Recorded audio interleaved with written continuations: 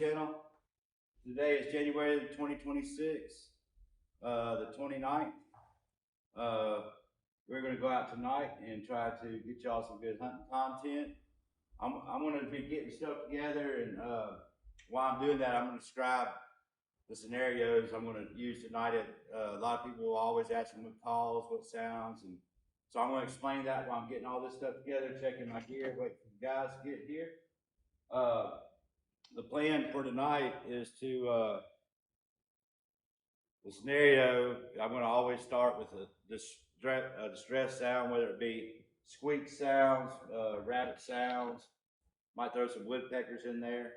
A lot of people, when they think of sounds, they're just thinking about just a rabbit sound. If I'm using a woodpecker, a rabbit, squeaks, I'm going to be mixing several of them in together. I'll let one play for a little bit, 2.5 minutes.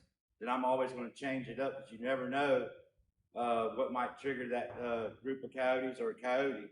And sometimes it's just changing the pitch a little bit. So when I start off with the distress sound tonight, I'm going to start off. I think a lot of people probably start their calls off a little too quiet. I've never seen, no matter how loud you crank up a call, I've never seen that scare a coyote away. But I have seen a lot of people play it too quiet, where they're not reaching the coyotes. The coyote's not going to come if they can't hear. I'm going to start with my X360. I always start off around anywhere from 22 to 24. And the only time that differs is if we get already close on coyotes, they're already out there, then I know I'm not going to need to crank it up that much to get their attention. But if we get set out in the field, there's no coyotes out there, my call is always going to be starting at 22, 24 volume level. I'm always going to, no matter what time of year, I'm always, it's just a habit of mine, I start with distress, just because you don't ever know what's right there, just right out of your sight or whatever. And a lot of times you can get them to come in before you start doing any coyote vocals. Being that it's breeding season, we are heavy on coyote vocals. But we're going to start off with distress. And what we're going to do is, if nothing comes in after several minutes playing the stress, I'm going to give it a little break, a little pause. Not long. We're not talking about 10 or 15 minute pause. I'm talking about a couple minutes at the most. And then we're going to let out some howls, just some long female howls, so we get some of the answers back. One of my favorite ones to start stands off with this time of year is the MFK's Haybo sound. I love that one. Also like the Come Here Lonely howl, any of the Boone howls, I love those, but we're going to probably start tonight with Haybo howls. We're going to let that howl a couple times, cut it off. Myself, I'm going to, cut it off myself, and then I'm just going to be quiet and see if we hear anything answer. Nothing answers. My scenario is start off with distress, then goes quiet. Then I'm going to start off with a howl. The whole scenario is going to be the coyote's going to show up after the distress sound, let out some howls, let them know their presence. If they're really territorial, they're not going to like another coyote coming in after hearing that distress sound. They're going to come check it out. If they don't have any luck doing that, I'm going to get more aggressive. And I'm going to act like a male might show up after I do some female howls. I might let some male howls out there. Nothing comes then, what I'm going to do is start playing a little bit of, nothing real aggressive, but maybe just like some bickering back and forth between the male and female, some growls and maybe some little fight sounds. I'm hoping to have killed a coyote by this point. If I haven't, what I'm going to do is go back to one of the stress sounds that I might choose. I don't know, on the first day I'm going to use squeaks, rabbit, I'm going to fill it out when I get out there. And then I'm going to play that, and then I'm going to give a little bit of pause, and then I'm going to go into like a pound town or table straps, for instance. And there's more out there, but those are two good examples that will help you be successful and get real aggressive. I always try to get really aggressive toward the end of the stand. That way, if nothing else you've done has triggered them by then, it's kind of like that little toss in the bucket, and see what happens. And a lot of times we killed them before that point, but then a lot of times as well, we hadn't seen anything and we start getting really aggressive.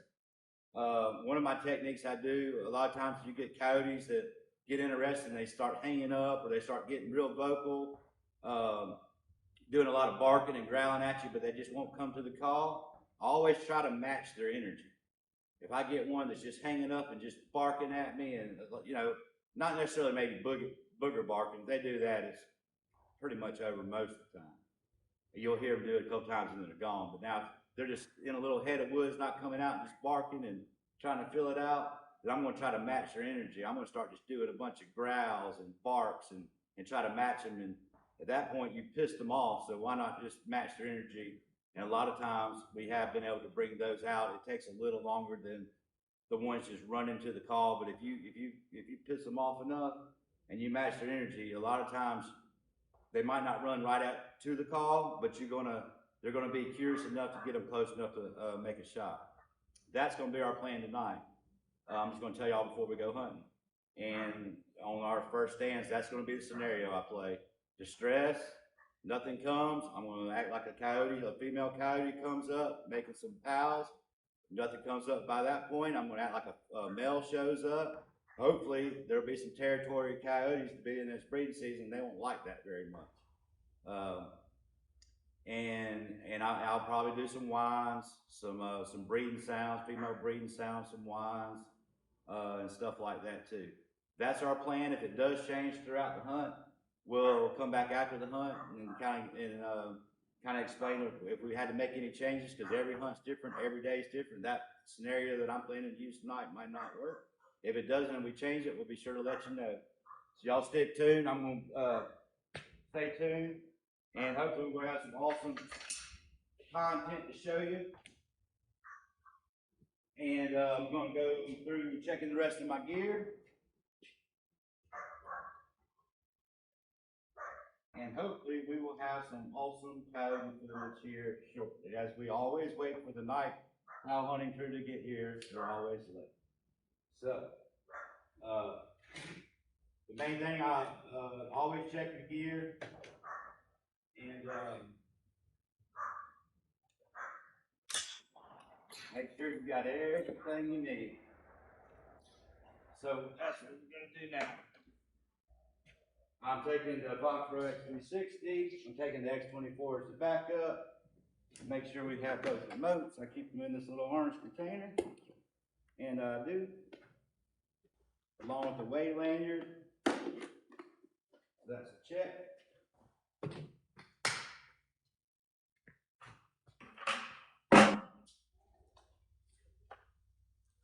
Keep this extra cold bucket. We're gonna put an extra decoy. It's gonna be a half moon. It's kind of cloudy. We start getting some areas that are a little more bright than what I like. We're gonna use this bad boy. Get the coyote's attention off of us. Anytime that moon starts getting bright, I'm gonna have this as put it out there and try to keep the attention off of us, where we can give them a visual since it's gonna be bright. Flashlight, extra high-ray Hybrid 75 battery.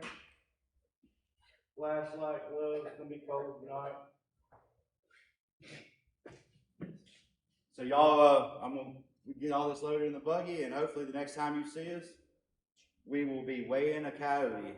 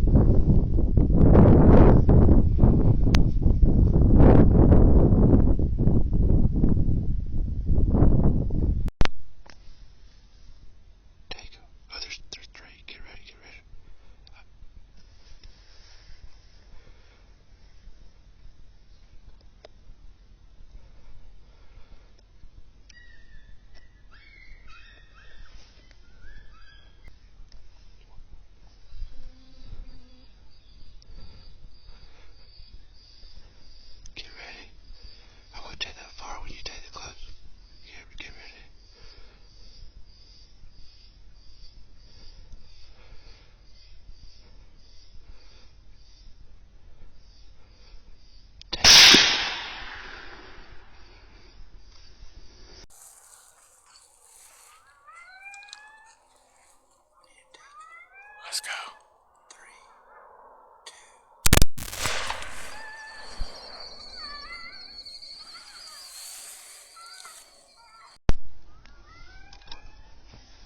We need to take them. 3, 2.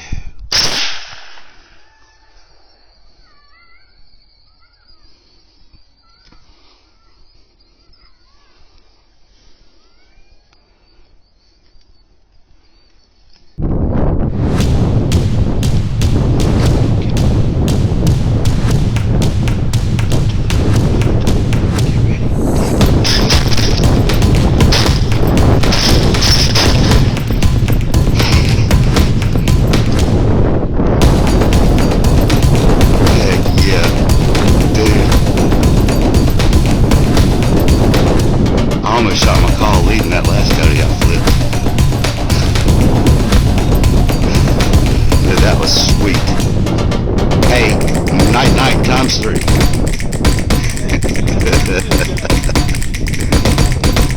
Love it, dude.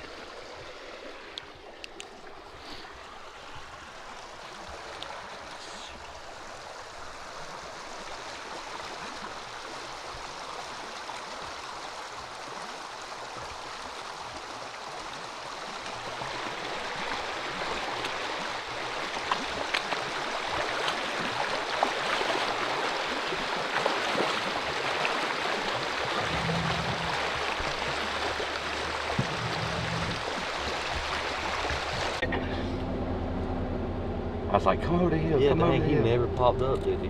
Come over the hill. Oh, that's so sick. See, I kept looking because I was going to try to take my, when they stopped, I said, they're about to shoot, let me get on now. Bam. All right, so that one, that's the one we recovered. This one, see, no, that ain't no coyote. No. That's what was laid out. Okay. I don't know, we might not. He's to the right there. Yeah, there's, That's the but one see, right I there. thought that was the one to the far right. Yeah, that ain't a coyote. There I ain't don't no think, way. but that's what got up and walked off in the woods. I mean, I don't know, because when I got back on it, and he was.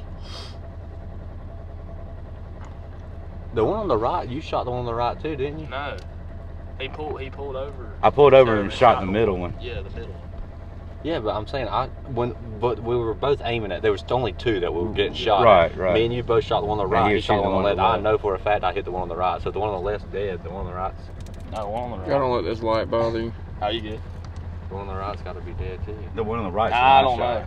Yeah, the I one on know the that's right the is one I on the shot right. too. Yeah, I know. So The one on the left left's ain't questionable. dead. The one on the left ain't I didn't dead. shoot the one on the left. I shot the same one you were shooting. Because that was the closest one to me. I always try to shoot the closest one to me. Yeah, And that's why I focused on that far right Mhm. one. But see, I don't think that. I think we got That's two that same coyotes. animal that was out here in the beginning. Yeah, there's no need to even go mess that up. Because that's a possum. Yeah. And he was, And I never So saw that it. that other one must have just booked it. the other one. Because there's only, I'm just saying, So we that never one seen ain't the other dead, one you run don't off.